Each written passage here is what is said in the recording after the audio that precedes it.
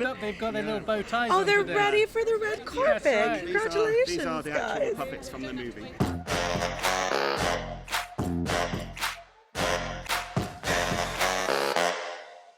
Hey, I'm Candace Cruz for Hollywood First Look, and we are at AFI Fest for the world premiere of Wallace and Gromit, Vengeance Most Fowl. Let's take a first look. It takes 4.2 seconds a week per animator. Like how That's how a long? good week as well. That's a good week. Yeah. Okay, so walk me through what the process is, because when I watched this, I loved it, and you forget that it's not reality. Like you suspend disbelief where I'm like, oh my God, are they actually out in real life? What's happening? It shows that the story's working. Exactly. And the acting. Yeah, I mean, the technique is, and it hasn't changed since the beginning of cinema, is that you take a puppet like this, you photograph it just once, you move it, you photograph it again, you move it again, and you photograph it, and then you just play it back at film, and your brain fills in the gaps and makes you believe it's moving. Oh my God, that's incredible. And I loved growing up with these. And now it's been 19 years since the last film. Last feature film. Yeah. Last feature film. So what made you want to bring Wallace and Gromit back in the feature film level?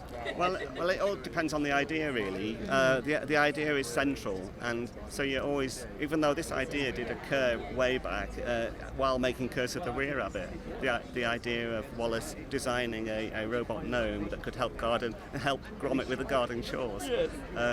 It all started developing back then, and that seemed like a great idea for a 30-minute short.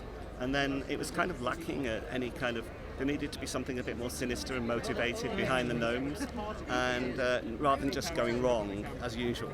And there was Feathers McGraw sitting on the shelf. Looking at us. And He was just staring. He's like, I want my moment back on camera. Right. And suddenly we had a much kind of darker element and a threat to Wallace and Gromit, and a really personal motivation for him as well, because Wallace and Gromit had him locked up 30 years ago, and he's been languishing in the zoo prison ever since. Now, what's the biggest challenge as a producer for something that is an animation like this in particular? I think actually for a Wallace and Gromit film, because we've got Nick back at the helm, and it is very much Nick in his comfort zone, spending time with his sort of favourite characters. I think the challenge for us is just how long do we wait? You can't rush a good thing. So I think for me as a producer, it's all about allowing the time for the magic to happen, really. And really we've assembled, a lot of the team that have worked with Nick for 20 years plus, 20, 30 years. So it is a bit like reassembling the band and then just letting them do what they do. And they do it so well. So I think it's, we've had the challenges of COVID and all of those sort of things outside production, but the team is just so amazing at what they do. I think it's actually been a relatively smooth ride on this one, I think. Yeah. It's been an incredibly enjoyable shoot, I'll tell you. And we've had a lot of my crew have said to me, this is the most enjoyable film we've ever worked on. But Oh, I love that. so a culmination of a lot of people, a lot of young people who actually were inspired by the early films and are now actually a major part of the team. So it's lovely to have that sort of feeling of camaraderie and the actual joy of making a film. And I think that's come through as well. I think you'll see it on the screen. You'll just sense the joy of actually putting this thing together. No, I actually did watch the film already, and I loved it. Yeah. It was beautiful, and I even said to them, it kind of suspend disbelief. There were moments where I was like, how big are these characters in real life, and how are they doing this? Because it felt like I was very much in the film. And with something that has so much attention to detail, I feel like you would have to have people that really enjoy what they're doing. Yes, absolutely. And these things take a long while to make, probably about 5 years through the development, storyboarding, and then, maybe 18 months to film.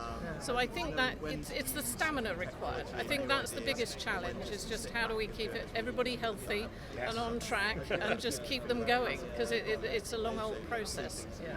That probably is the biggest challenge of it, I think. Just all the pre-planning that's involved, all of the elements of the detail that go into every single frame. But we've got a team that, as I say, have been doing it for so long, and they are world class at what they do, so that makes it easier. Have either of you all been able to hold on to Wallace and Gromit and try to play animator a little bit?